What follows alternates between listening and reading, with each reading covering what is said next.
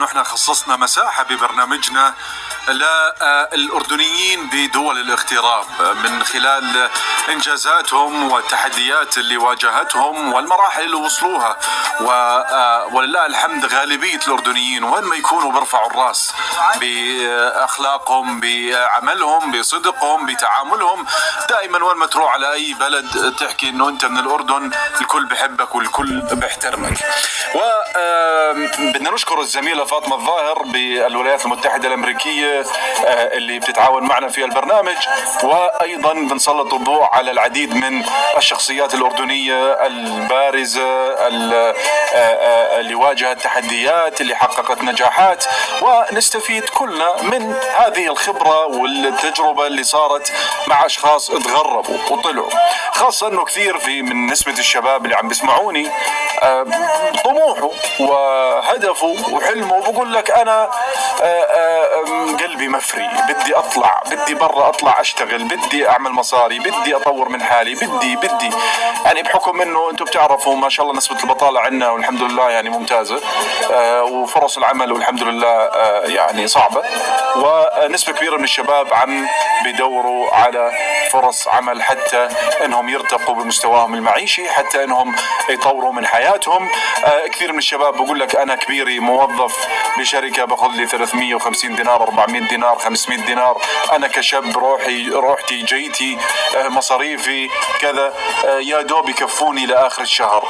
كيف بدي أنا أأسس لأسرة؟ كيف بدي أنا أفتح بيت؟ كيف أنا بدي أتجوز؟ كيف بدي أصرف على أهل بيتي بحكم الظروف المعيشية والرواتب اللي بيتم طرحها بالأسواق؟ يعني للأسف كثير هذه التحديات بتواجه الشباب، فلذلك هو بلجأ انه يبحث عن فرصة عمل بالغربة خارج المملكة، فبختار أي دولة بيطلع لها. نسبة كبيرة جدا من الشباب عم تطلع على الولايات المتحدة الأمريكية بتدوروا فرص عمل حتى إنهم يجتهدوا ويشتغلوا، وأيضا باقي دول العالم الأخرى. كل التوفيق لكل الشباب اللي بسعى ربنا برزقه، ويمكن رزقك مش مكتوب لك هون، يمكن مكتوب لك بأرض ثانية. بالنهاية أنت بتسعى وبتتوكل على الله وما بتعرف وين الرزق. راح يكون معنا شخصية أردنية مغتربة. هذا الشاب اسمه محمود العسوفي، واجه تحديات كثيرة خلال فترة غربته وعمله بالولايات المتحدة، وخاض تجارب كثيرة بأكثر من عمل وأكثر من مشروع. بعدين استقر في المطاف على مشروع وحقق نجاح باهر. وخلينا نسمع مع بعض كيف بدأت فكرة مشروعه وكيف وصل لهذه المرحلة وشو اللي واجهه. نسمع محمود العسوفي من الولايات المتحدة الأمريكية ونستفيد من الخبرة اللي مرق فيها. السلام عليكم ورحمة الله وبركاته. أول شيء بحب أشكركم على استضافتي في البرنامج طبعا، وبحييكم على البرنامج اللي أكثر من الرائع، اللي هو بيسلط الضوء على الجالية الأردنية في الخارج، وببث روح التفاؤل والأمل في شبابنا من خلال هاي القصص. طبعا بعرفكم على نفسي، محمود محمد العسوفي من محافظة معان لواء الشوبك. انولدت وترعرعت في العقبة. تخرجت من جامعة آل البيت علوم اكتوارية. اشتغلت في المواصفات والمقاييس لفترة من الزمن، وانتقلت للعيش في أمريكا في 2013. أكيد بداياتي هنا زي بداية أي شخص بيجي أمريكا، بتشتغل في السوبر ماركتات، في المطاعم. اشتغلت مدة 2.5 تقريبا. في خلال هاي الفترة طبعا كنت كثير أنا مهتم بموضوع الاستثمار في العقارات وحابه، فكنت أقرأ عنه وأبحث عنه كثير، لحد ما يوم من الأيام صادفت شخص متخصص في هذا الموضوع اللي هو الاستثمار في العقارات. طبعا قعدت معاه وحاولت أخذ قدر الإمكان من المعلومات. فادني كثير في إنه تبلش اللي هو هو مشروع استثمار في العقارات. طبعا زيه هذا المشروع زي أي مشروع ثاني، لازم تشتغلوا في إيدك عشان تعرف مداخله ومخارجه وتعرف أو تتعلم منه. في البداية واجهتني طبعا اللي هي مشكلة المصاري، فلجأت لأصحاب لإلي وسألتهم وأقنعتهم بموضوع اللي هو الاستثمار. يعني جمعت مبلغ كان كافي بهذيك الفترة لأنه نشتري بيت، فرحت للشخص هذا وقلت له معي المبلغ معين، فإذا في مجال تلاقينا بيت بحدود هذا المبلغ اللي موجود معنا. لقينا بيت واشتريناه.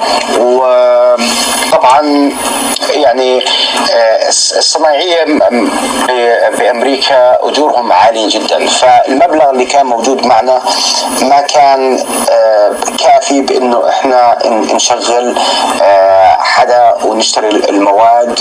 فكانت هاي ثاني مشكلة بتواجهنا في المشروع هذا. فكان الحل الوحيد إنه أنا أنزل وأشتغل وأتعلم اللي هي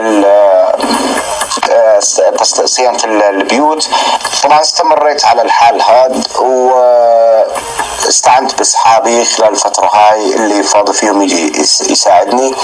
أخذ مني البيت تقريبا سنة وشهرين قبل ما خلصته، لأنه أول إشي طبعا صار في أخطاء كثيرة وتعيد الشغل، زائد ما كان في مصاري كفاية لأنك تشتري المواد أو حتى تستأجر الأدوات أو تشتري أدوات.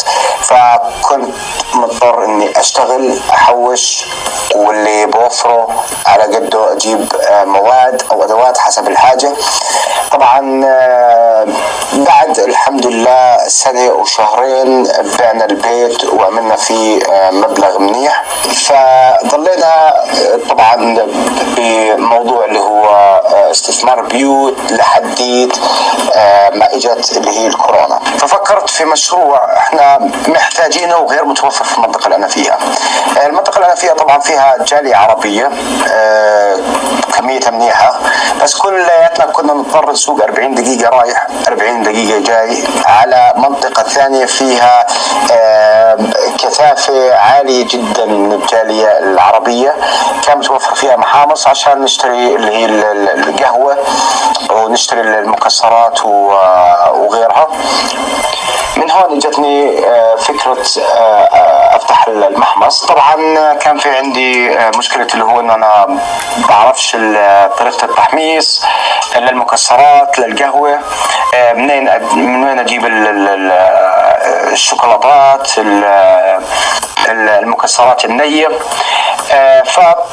فسألت اهل الخبرة، شرحوا للناس، ساعدوني كثير من الناس.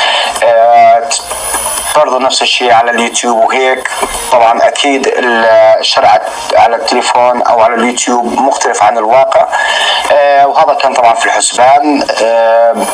كانت تزبط معي مرة، تنحرق مرتين، لحدي طبعا ضليت مثل هيك لحديت ما الحمد لله هسه بحمص كل انواع المكسرات وبحمص القهوة وبطريقة احترافية وبالإرادة طبعا وبالإصرار، كل شيء ممكن. الحمد لله المحل مش بس معروف في الولاية، لا وبرضه خارج الولاية. واشتغلت برضو على اللي هو انه استقطب الزباين الامريكان والاوروبيين كبيرة كمان. الوحيد اللي بيحمص قهوة داخل المحل وبيبيعها طازة، فهذا طبعا اشي كمان كبير بالنسبة لهم. والحمد لله طبعا هذا كله بتوفيق من رب العالمين في البداية ورضا ودعاء الوالدين، وأكيد يعني الإرادة والعزيمة والإصرار وعدم اليأس وتطوير الذات من برضو أهم الأشياء اللي ساعدتني للوصول للمكان اللي أنا فيه حاليا. رسالة بحب أوجهها لشبابنا بالداخل وبالخارج بأنه فيش إشي مستحيل أمام البني آدم، وبتمنى لكم كل الخير والتوفيق وللأمام، وبشكركم مرة ثانية على استضافتي في البرنامج. كل التوفيق للشاب الأردني المغترب محمود العسوفي، الله يقويك ويوفقك. ونشكر الزميلة فاطمة الظاهر بالولايات المتحدة الأمريكية، ودائما معكم بشخصيات أردنية مميزة حققت نجاحات، واجبنا أيضا أنه نبرز هذا الإنجاز وهذا النجاح، مش بس بنركز على السلبيات، أيضا بنركز على الناس الإيجابية، على المواقف الإيجابية اللي بترفع الرأس وبتسر البال. فكل التوفيق لك أخوي محمود العسوفي، وأيضا لكل الشباب الأردنيين اللي بدأوا الآن مشوار غربتهم وبيبلشوا يأسسوا لحياة جديدة. كل التوفيق، وبالنهاية كل ما بتسعى ربنا بيسر لك أمورك، وتتوكل على الله وربنا بيرزقك. وهناك بالغربة كل ساعة بتكون محسوبة عليك، تشتغل فيها هيك طلعت مصاري، ما اشتغلت فيها بتروح عليك، وبنعدي يوم من ايامك وبصير تندم تقول لو اني صحيت ورحت اشتغلت احسن لي. فهذا اللي قاعد بيصير. فكل التوفيق للجميع وربنا يرزق الجميع. راح نطلع لفاصل، بعد الفاصل راجعين ومكملين بدوك سلف، راح نبلش بمواضيعنا ايضا لهذا اليوم واخبارنا، خليكم معنا.